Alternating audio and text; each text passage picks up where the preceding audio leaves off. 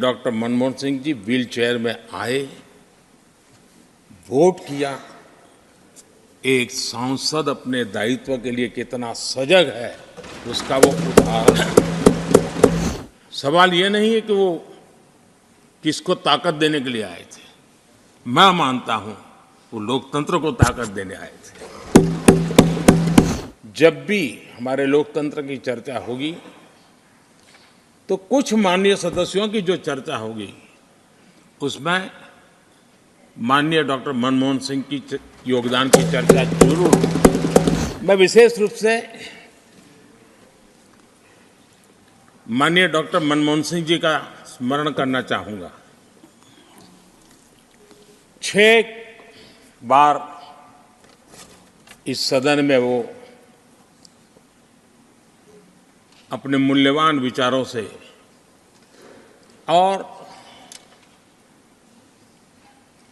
नेता के रूप में भी और प्रतिपक्ष में भी नेता के रूप में उनका बहुत बड़ा योगदान रहा है।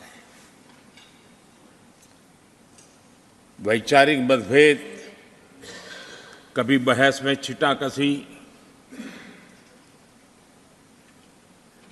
वो तो बहुत अल्पकालीन होता है, लेकिन इतने लंबे अरसे तक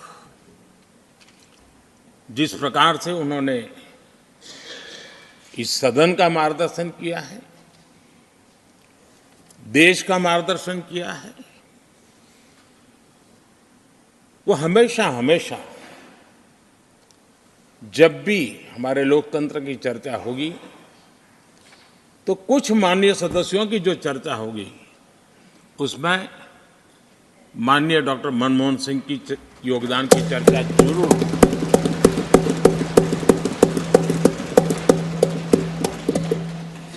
और मैं सभी सांसदों से,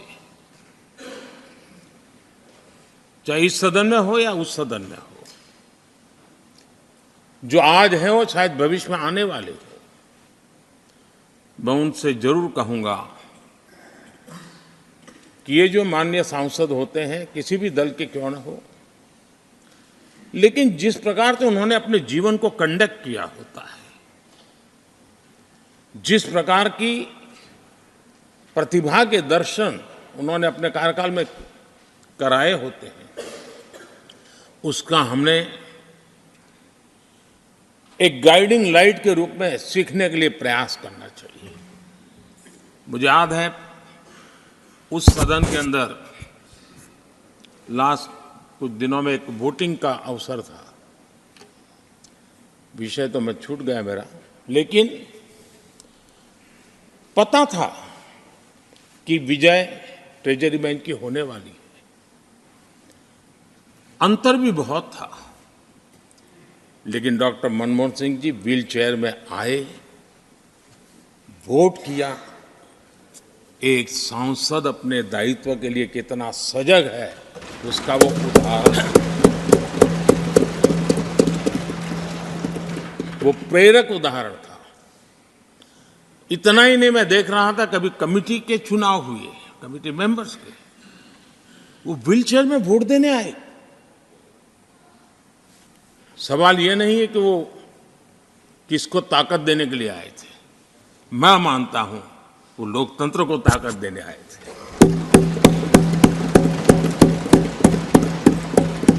और इसलिए आज विशेष रूप से मैं उनके दीर्घायु के लिए हम सब की तरफ से प्रार्थना करता हूं। वे निरंतर हमारा मार्गदर्शन करते रहें, हमें प्रेरणा देते रहे।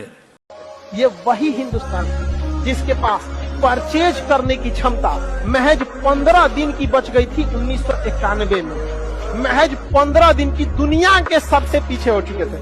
15 दिन बाद भारत बर्बाद हो गया। भारत को गिरवी रखना पड़ता।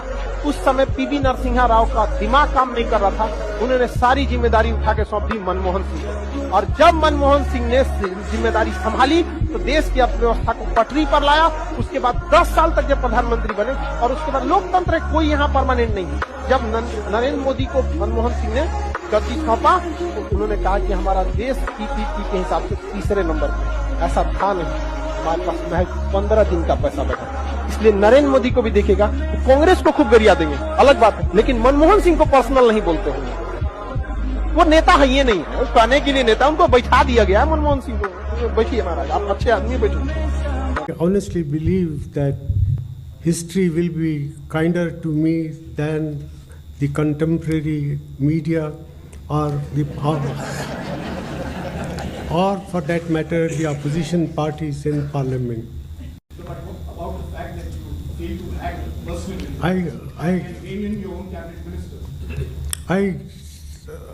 I cannot, I think, divulge all the things that take place in the cabinet system of government. I think, taking into account the circumstances and the compulsions of a coalition polity, I have done as best as I could do under the circumstance. Well, it is for you people to judge me. As far as I am concerned, I feel I have done reasonably well.